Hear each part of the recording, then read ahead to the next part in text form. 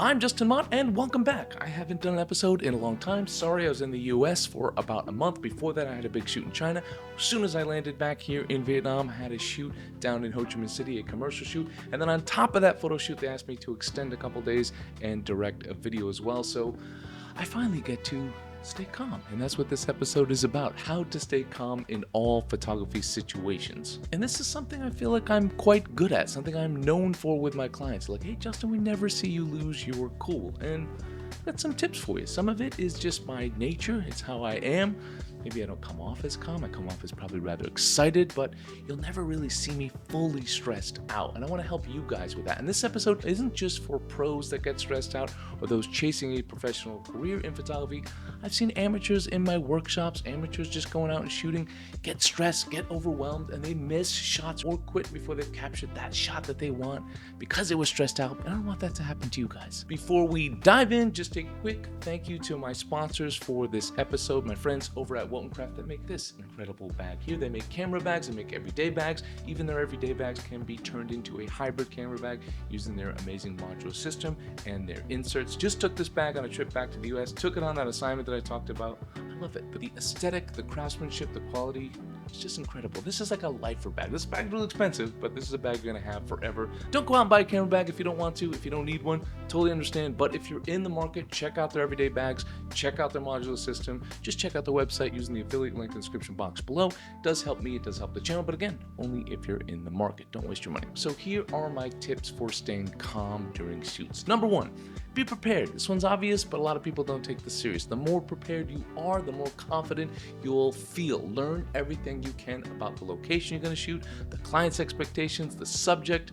Know your gear inside and out. Don't waste time fumbling through settings, not knowing how to do this, not knowing how to do that. That'll just cause you stress and you won't be able to focus on what you're there to do, which is to be creative and get nice pictures. So plan your lighting, plan your poses, plan your shots ahead of time. Also, of course, be open to the unknown, but plan as much as you possibly can and you will avoid a lot of unnecessary stress. Also, before the shoot, think critically. Sit with your team or by yourself and go through what could possibly go wrong. And if those things do go wrong and you can't control them, have a plan B and a plan C. Weather is a possibility for an issue, have a plan for that. Preparation reduces the number of surprises, and fewer surprises means less stress. Number two on my list today is start with easy shots and build momentum. I always kick things off on every one of my shoots with something a little more safe, not boring, but safe. Easy shots build my confidence throughout the day before I start to dive into something a little more complex. So this way, in my mind, I've already captured something solid, something the client's going to be happy with, and that takes the pressure off me and gives me room to experiment. For example, if I'm doing a travel story, I'll start with outdoor shots in beautiful light in the morning,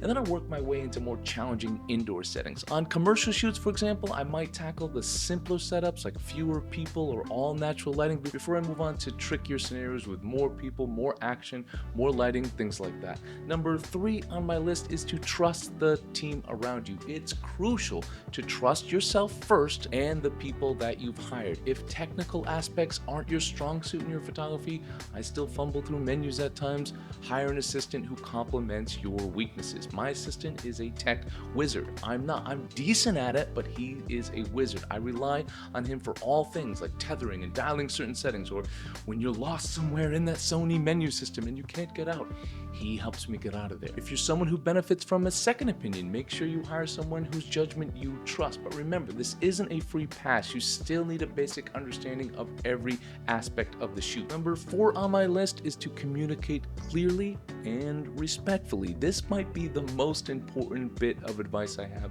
for the entire episode. Keep open lines of communication with your clients, with your team members, with your subjects or your models. Let them know ahead of time. I always have a meeting before I do any sort of shoot, whether that's online or in person or even sometimes both.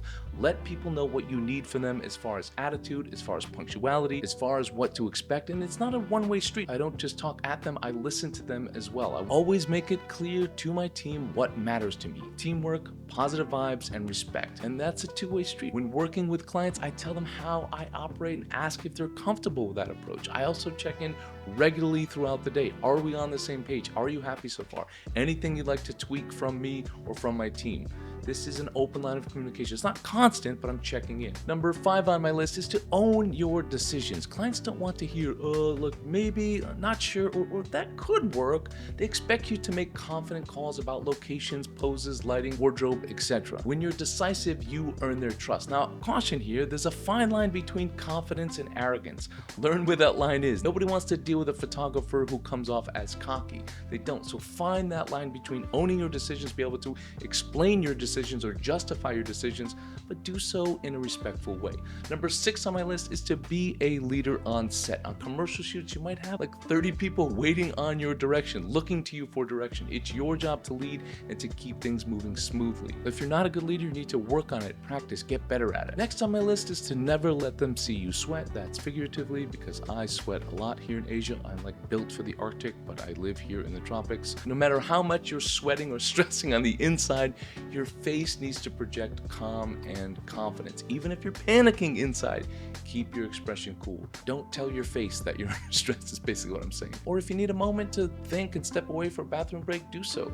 No one will question it, and it'll give you time to gather your thoughts. Sometimes I get overwhelmed. I don't ever want to say that. I don't ever want to show that. Oh, I just said it. But if I do and things are going on, I just need a minute to think without everyone in my ear.